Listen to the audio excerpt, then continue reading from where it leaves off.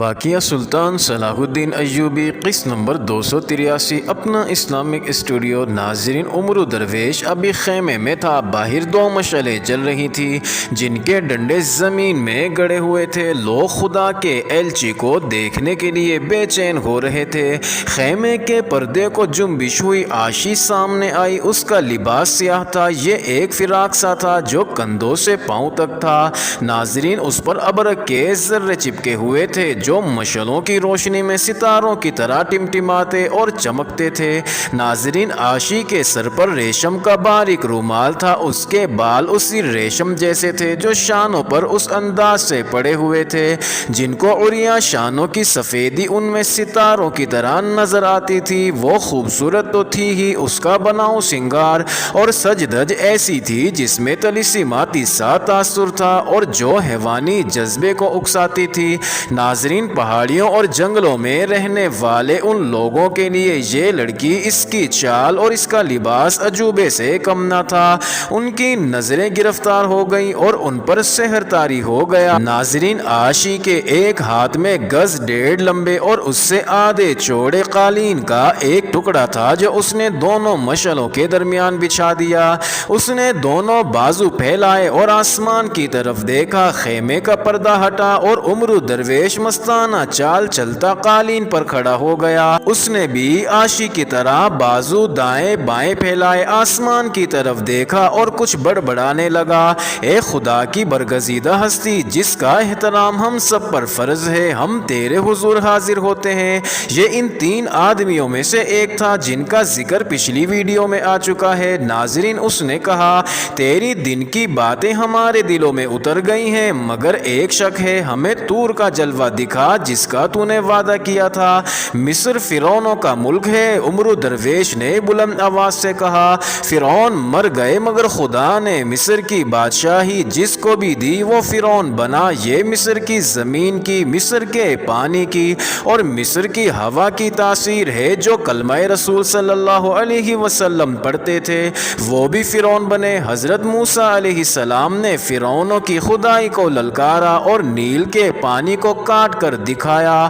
اب مصر ایک بار پھر فرعونوں کے قبضے میں آ گیا ہے۔ وہاں شراب کی نہریں بہتی ہیں اور پردہ نشین قواریوں کی عصمتوں سے کھیلا جاتا ہے۔ خدائے ذوالجلال نے ہمارے اس خطے کو یہ سعادت بخشی ہے کہ مصر کو فرعونوں سے آزاد کراؤ۔ خداوند عالم نے تمہیں کوہ طور کا جلوہ بخشا ہے۔ ناظرین، عمر درویش نے بازو پھیلائے اور آسمان کی طرف دیکھ کر جوشیلی آواز میں کہا، اپنے بھٹکے ہوئے بندوں کو اپنا وہی نور دکھا جو تو نے موسیٰ علیہ السلام کو دکھایا تھا۔ اس نے لپک کر ایک مشعل زمین سے اکھاڑی۔ ناظرین، رات تاریک ہو چکی تھی۔ پہاڑ، چٹانیں اور درخت اندھیرے کی سیاہی میں روپوش ہو گئے۔ روشنی صرف ان دو مشعلوں کے شعلوں کی تھی جس میں عمر درویش اور عاشی نظر آ رہے تھے۔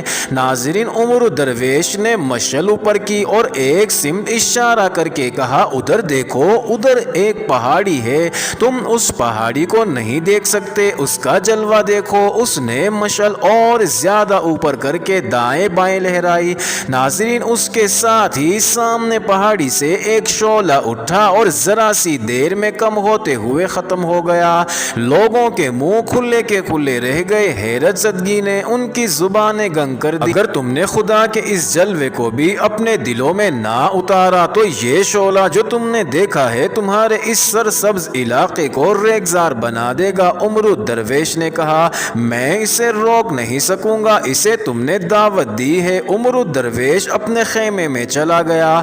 ناظرین، عاشی نے لوگوں کو اشارہ کیا کہ وہ چلے جائیں۔ لوگ وہاں سے جانے لگے تو ایک دوسرے کے ساتھ بات کرتے ہوئے بھی گھبراتے تھے۔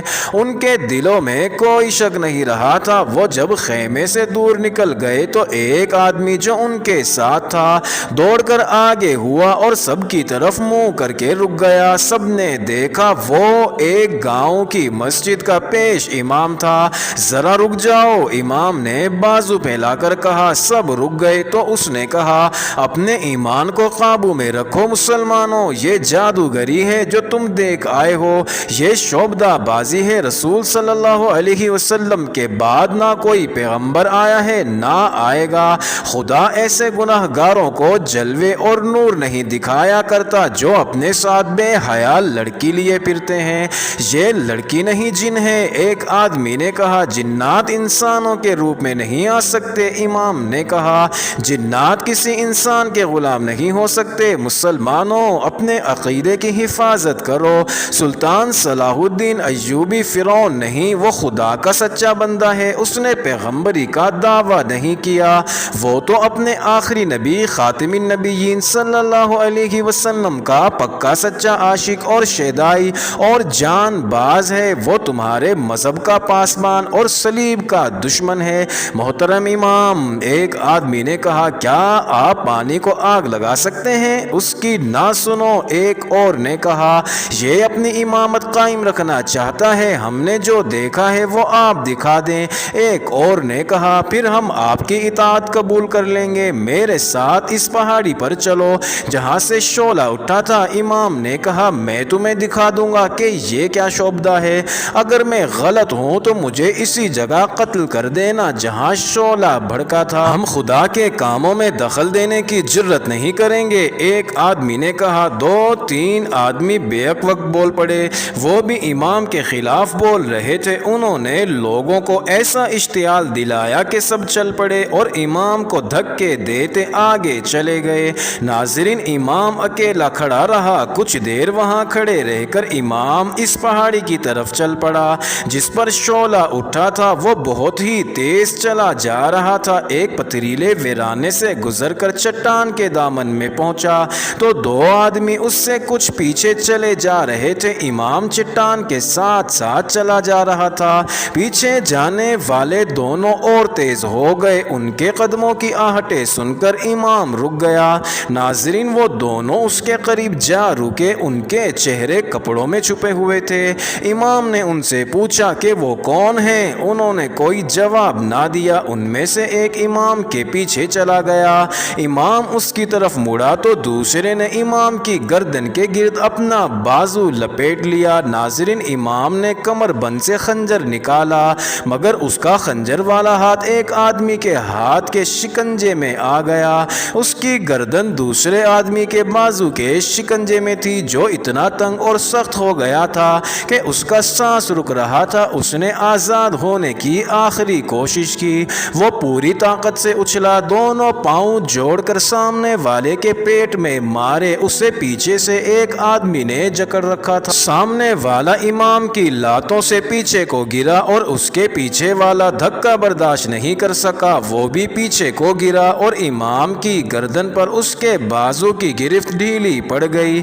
ناظرین، امام نے ایک اور جھٹکا دیا اور آزاد ہو گیا، وہ اب ایک خون ریز لڑائی کے لیے تیار ہو کر اٹھا، لیکن وہ دونوں آدمی بھاگ گئے، ان کے بھاگنے کی وجہ صرف یہ ہو سکتی تھی کہ وہ دونوں اسی علاقے کے مسلمان تھے، انہیں پہچانے جانے کا خطرہ تھا۔ امام نے انہیں پکارا، للکارا، لیکن وہ غائب ہو گئے تھے۔ امام نے آگے جانا مناسب نہ سمجھا اور وہیں سے واپس چلا گیا۔ ناظرین، عمرو درویش کے خیمے میں وہی تین آدمی بیٹھے تھے جو دن کے وقت بھی اس کے پاس آئے تھے، انہوں نے عمرو درویش کو بتایا کہ لوگ وہی تاثر لے کر گئے ہیں جو ان پر پیدا کرنے کی کوشش کی گئی تھی۔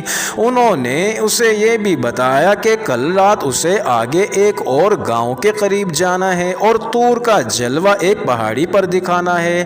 ناظرین، تینوں چلے گئے، عاشی عمرو درویش کے ساتھ اکیلی رہ گئی۔ کیا تم اپنی کامیابی پر خوش ہو؟ عاشی نے پوچھا۔ عاشی، عمرو درویش نے آہ لے کر کہا، میں تمہیں اس قسم کے سوالوں کا جواب دینے سے ڈرتا ہوں۔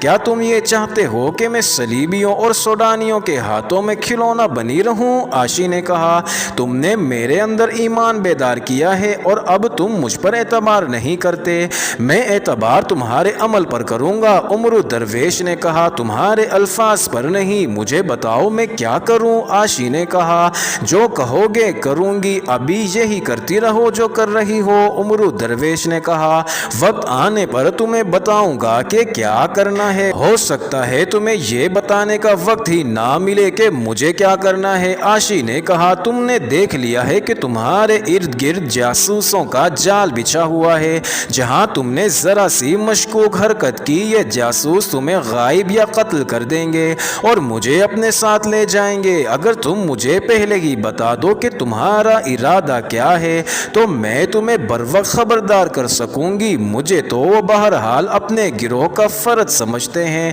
عاشی کے انداز میں کچھ ایسی سادگی اور خلوص تھا جس سے عمر درویش قائل ہو گیا کہ یہ لڑکی اسے دھوکہ نہیں دے گی۔ تمہارے کمالات دیکھتا ہوں تو ڈرتا ہوں کہ تم مجھے دھوکہ دو گی، کمالات میں تو تم بھی کم نہیں۔ عاشی نے کہا اسی لیے تو میں محسوس کر رہی ہوں کہ تم نے اپنی قوم کو دھوکہ دینے کا پختہ ارادہ کر لیا ہے۔ میں تمہیں اپنا ارادہ بتا دیتا ہوں، عمر درویش نے کہا، اور یہ بھی بتا دیتا ہوں کہ تم نے اپنا وعدہ پورا نہ کیا اور مجھے فریب دیا تو تم زندہ نہیں رہو گی۔ میں قتل ہو جانے سے نہیں ڈرتا اور قتل کرنے سے بھی نہیں ڈروں گا۔ میں نے راستے میں تمہیں بتا دیا تھا کہ میں کسی اور مقصد کے لیے جا رہا ہوں۔ مجھے امید تھی کہ یہاں اپنے علاقے میں آ کر اپنے خفیہ مقصد میں آسانی سے کامیاب ہو جاؤں گا، مگر یہاں آ کر دیکھا ہے کہ سوڈانیوں نے مجھے جاسوسوں کے گھیرے میں لے رکھا ہے۔ مجھے دوسرا غم یہ ہو رہا ہے کہ میں نے اپنی قوم کی پیٹھ میں خنجر اتار دیا ہے۔ میں اپنے اصل مقصد کی خاطر اپنے آپ کو پوشیدہ رکھ رہا ہوں، مگر میری کارستانی جسے تم میرا کمال کہتی ہو میری قوم کے مذہبی عقیدے کو زہر کی طرح مار رہی ہے۔ میں نے اگر یہ سوانگ یعنی ڈرامہ بازی کو جاری رکھا تو یہ مسلمان سوڈانیوں کی غلامی کی زنجیروں میں بن جائیں گے اور ان کا قومی وقار ہمیشہ کے لیے ختم ہو جائے گا۔ تم کیا کرنا چاہتے ہو؟ عاشی نے پوچھا۔ میں اسحاق کے گاؤں تک پہنچنا چاہتا ہوں، عمر درویش نے کہا۔ تم اسحاق کو جانتی ہو نا، وہی کماندار جو جنگی قیدی کی حیثیت سے قید خانے میں پڑا ہے۔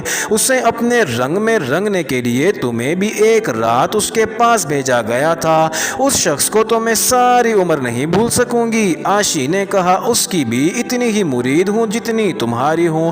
میں اس کے گھر تک پہنچنا چاہتا ہوں، عمر درویش نے کہا۔ پھر میں اپنے گاؤں جانے کا ارادہ رکھتا ہوں۔ میں یہ سوچ کر آیا تھا کہ یہاں آ کر غائب ہو جاؤں گا اور یہاں کے لوگوں کو بتاؤں گا کہ وہ سوڈانیوں کے ہتھ کنڈوں سے بچے۔ معلوم ہوتا ہے تم نے کوئی باقاعدہ منصوبہ نہیں بنایا تھا، عاشی نے کہا۔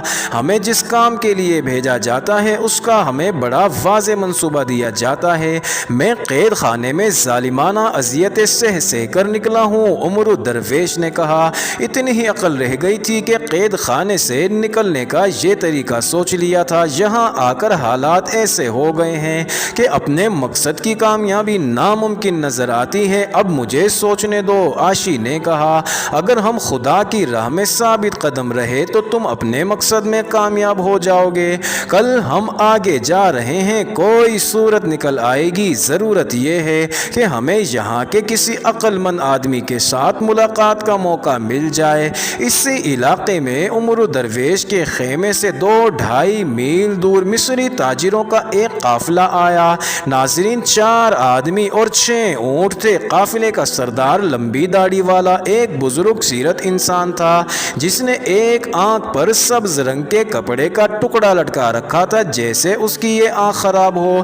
ناظرین، یہ قافلہ 2 راتیں پہلے سوڈان کی سرحد میں داخل ہوا تھا۔ پہلے بتایا جا چکا ہے کہ سلطان ایوبی نے مصر سے سوڈان میں اناج اسمگل کرنے کی درپردہ اجازت دے رکھی تھی۔ دوسری اجناس بھی اسمگل کی جاتی تھی، یعنی جس میں ہتھیار، آتش گیر مادہ، تلوار، تیر، برچیاں اور نیزے ہوتے تھے۔ معزز ناظرین، جاری ہے اگلی ویڈیو قسط نمبر 284 میں، دیکھنا مت بھولیے گا۔